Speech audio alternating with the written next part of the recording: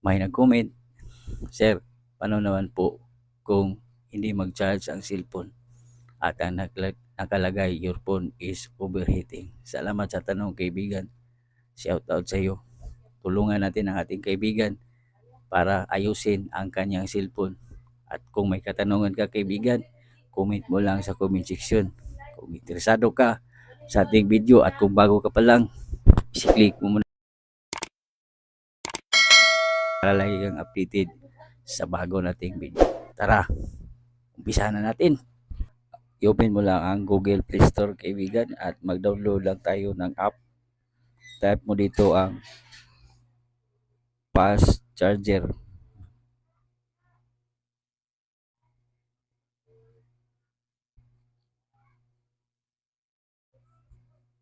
Fast Charger Pro. Search lang natin. At ito na nga, kaibigan, ito na app. Fast Charging Master. Ito nga logo, kaibigan. Tingnan lang natin. Maganda ang ratings ito, kaibigan. 4.8 at ginagamit ko ito ngayon. Talagang i-detect niya ang phone mo na mainit at ayaw mag-charge. Ito, kaibigan, 5 ratings. At i-install mo lang sa phone, kaibigan. Ito, install mo lang. At ito na nga, kaibigan, susubukan kong i-connect ang charger. Ania! Yan na nga, kaibigan. Nagcha-charge ng aking phone. Kakancel ko lang at i-open ko lang ang app. Yan. Pwede mo siya i-boost. Yan.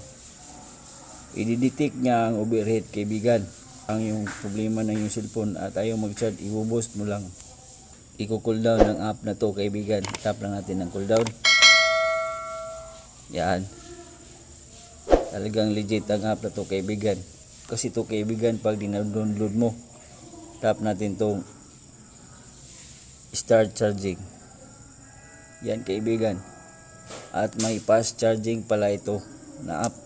Ito siya, kaibigan, no? Fast. Yan. Subukan na ang app na to, kaibigan. At para maayos ang dating ng yung cellphone at hindi na mag-overheat at mag-charge na ito. Huwag kalimutang i-share ang ating videos. Hanggang sa muli, maraming salamat.